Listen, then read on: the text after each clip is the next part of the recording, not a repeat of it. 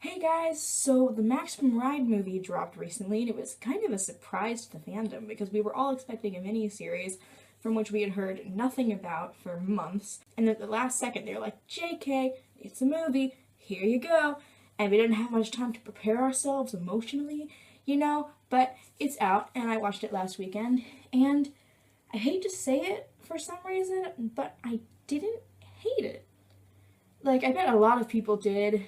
With adaptations that have been anticipated for so long, there's these really high expectations that are impossible for anyone to meet, especially with such a low budget movie that, they really couldn't have gotten everything right, and I didn't expect them to. I didn't have super high hopes for the movie. I guess that's why it didn't crush me as much as it could have. So while I watched it, I took some notes, and I'm just going to kind of go through them as I talk through the movie. And so these will be my immediate reactions put together with my have been given a week to think about it emotions. So, yeah. Oh, by the way, if you don't want to be spoiled, I would just leave now. I don't really want to give people who haven't seen it yet too much about it because I don't want them to go into it with with someone else's opinion. Just because that's the way I went into it, and that's the way I think everyone should. In the first scene, the first thing that struck me about Little Max is she looks like Pierre Ford. I didn't say, yeah, Pierre Ford, the YouTuber who does a Maximum Ride web series, which I think is amazing. And, I kind of think it's visually as good as the movie, and she does this pretty much on her own, which I think is pretty cool. I was bummed she didn't get cast as Max, and she would have been great Max, but I thought it was kind of weird that Little Max ended up looking a lot like her. Oh, and Little Max, I think, actually kind of looked how Max is supposed to look. I personally think Max is a brunette, but I mean, little blonde is fine. James Patterson was so ambiguous about what color Max's hair was that really I would have accepted anything except for bleach blonde or red, and we got bleach blonde. Next point, I think Jeb looks pretty good. They really could have done pretty much anything with Jeb as long as he somewhat resembles Max, but I think the casting on Jeb was done pretty well. And now to the number one thing that I didn't like about this movie, Fang. Fang. Why does... Oh... the actor, he just wasn't Fang. He didn't look like him, he didn't act like him, none of his dialogue sounded like him. He acted more like I would expect Dylan to, and he looked like Dylan. I don't know what they're gonna do when Dylan shows up, because they already have a Dylan. And the actor, he did fine playing somebody else, but that was not Fang. Eri was made very sympathetic very early. The thing about movies versus books, versus first-person books, is that they bring so many more perspectives into the mix. It's not just Max anymore. So Eri's, reveals have to be earlier because you can't just cut him out of the flashbacks and stuff. The title sequence made me very angry because they had this whole big deal about aging up the characters. But then if you read the files that they have in the title sequence, they have all of the information from the book saying that Max is 14 and Fang is 14 and Nudge is 12 and all that stuff, which doesn't make sense because they aged up the characters. And I guess maybe they're trying to take that angle that the members of the flock look older than they actually are, just because of, their height and stuff. But I think it was just a bit much. Max, Fang, and Iggy look like adults because they're played by adults. Maybe if they'd been played by 18-year-olds or something, it would make a little bit more sense. Oh, and also, they didn't age up the characters, obviously, because on the Max's form, it says her birthday is January 10th, 2002, which means now she would be 14. And that doesn't work because they aged up the characters, so there's just this continuity. I don't know if it would be a continuity issue. I'm gonna call it a continuity issue. That I don't know if they're ever gonna resolve it. It's said that James Patterson is an executive producer, which actually surprises me because I feel like if he were in charge, it would be closer to the book. If I were in charge of my book being adapted, I would make sure everything was the same, but I don't know how much power he had in the decision making. Another thing that bugged me about the files. I get that they were just trying to like give you all their names without having to give you all their names in an awkward dialogue where everyone said everyone's names instead of just talking normally. But like the school isn't supposed to know their nicknames. The school calls them by their birth names or by like some kind of like code or something. Like, I don't know how they would know that Nudge is named Nudge. Like, it just doesn't really make sense. I like that they got the dream sequence right. I actually really like their decision on the wings, because since it was such a low-budget movie, they obviously couldn't have them running around with CGI wings the entire movie. So they made the thing, like, coming out. And, I mean, while I wish they had stuck to the book, I actually think that was a pretty good decision given their resources. And yeah, back to Fang not being Fang. His relationship with Max is weird and not how it's supposed to be. They're too flirty too early on. Like, they're not supposed to have anything romantically for a while. And in this one, they're like, they have this, like, tension all the time. Like, they're attracted to one another, and that's not really supposed to be there. They're just kind of supposed to be best friends and all that, but the camera was shaky, like, the whole time. And not, like, running sequence, like, artistic choice shaky, just, like, bad camera work shaky.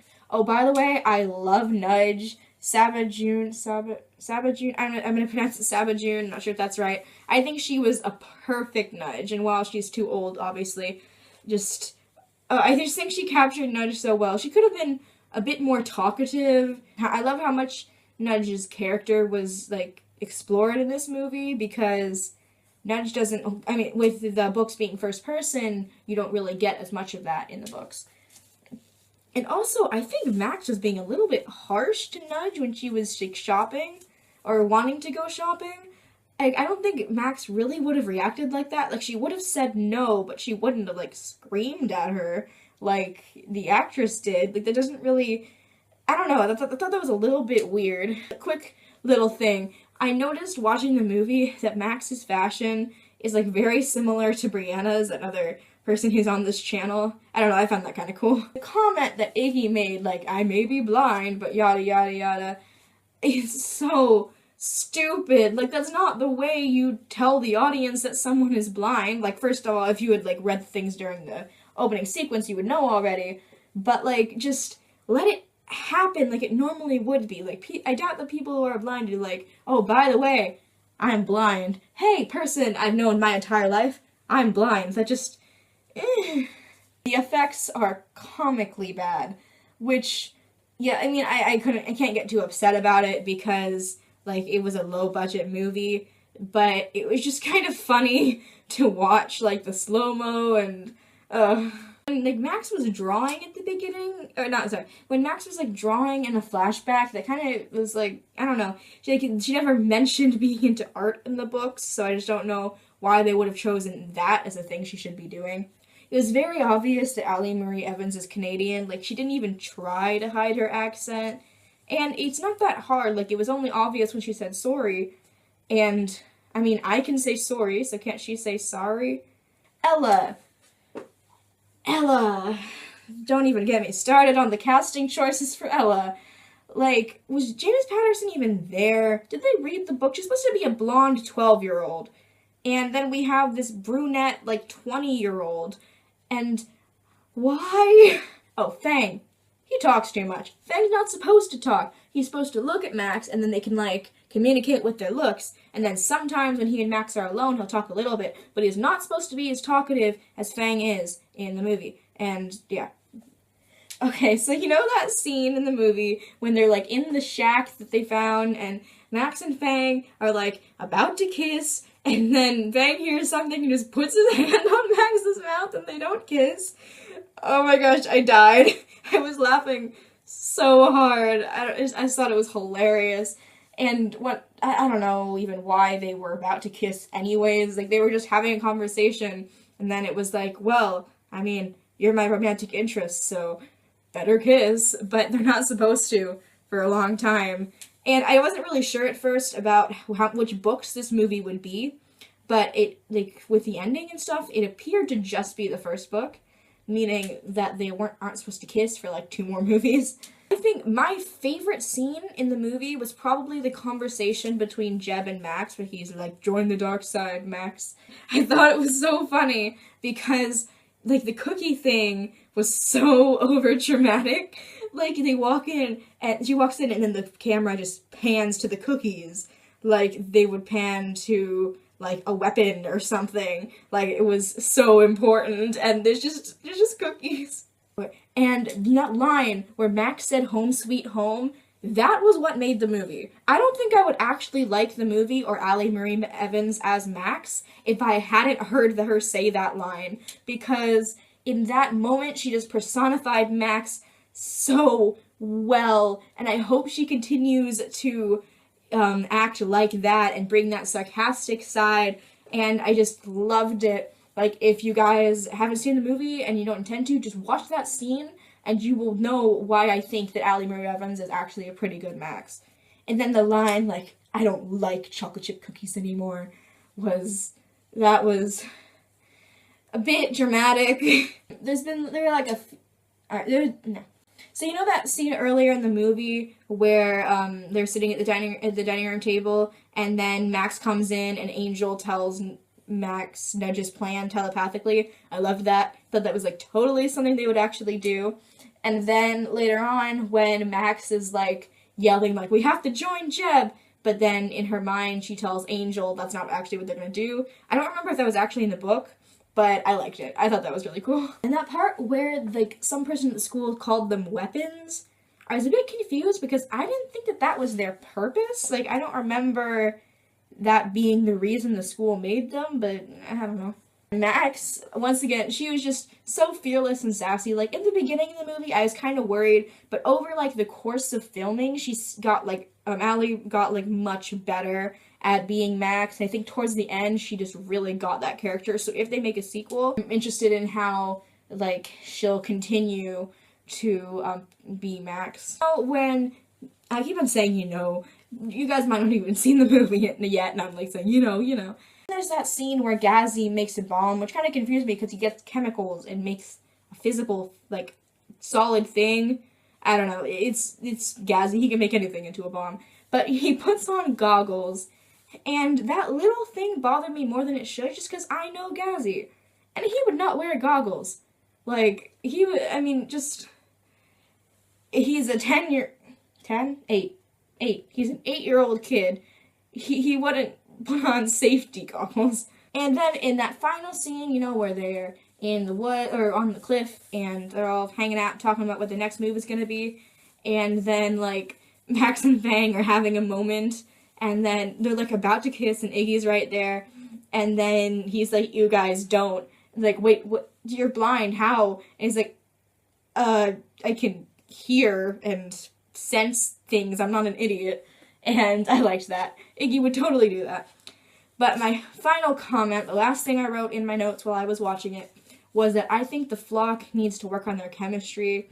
I don't know, maybe the group of actors just need to spend more time together or do some team building or something, but I just didn't really get that family vibe.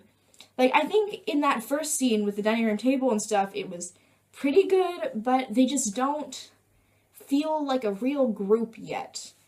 And I really want that to happen later on, and maybe in another movie, where they just really work well together and have a lot of chemistry.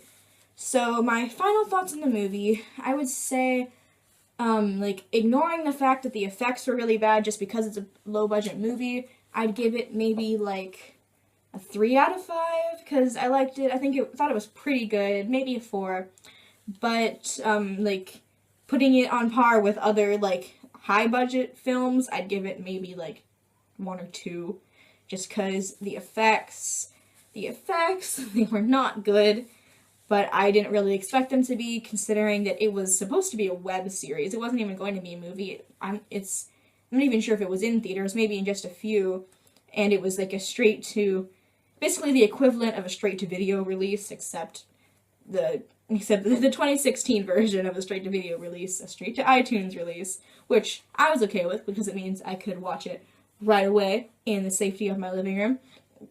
But it means, it kind of is like the studio's way of saying that it's a low-budget movie. But yeah, I feel pretty good about the movie.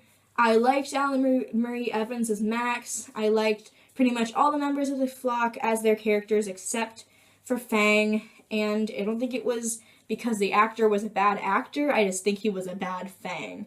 So yeah, I don't know what they're going to do when they bring in Dylan because people probably get them mixed up because they look so similar.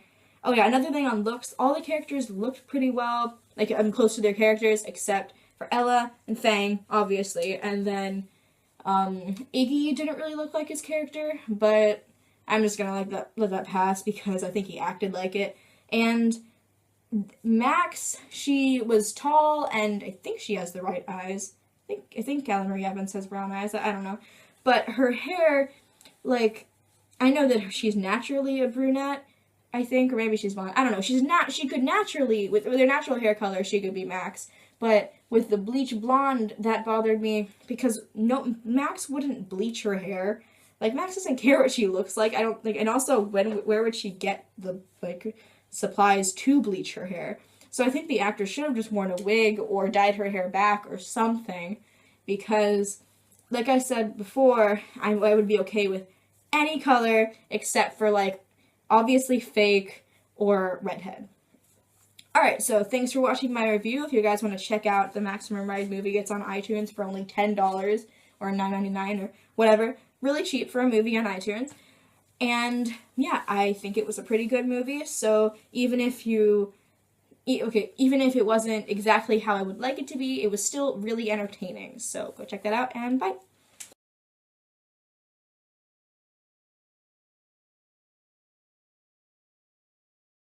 I was bummed that she didn't get cast as Maximum.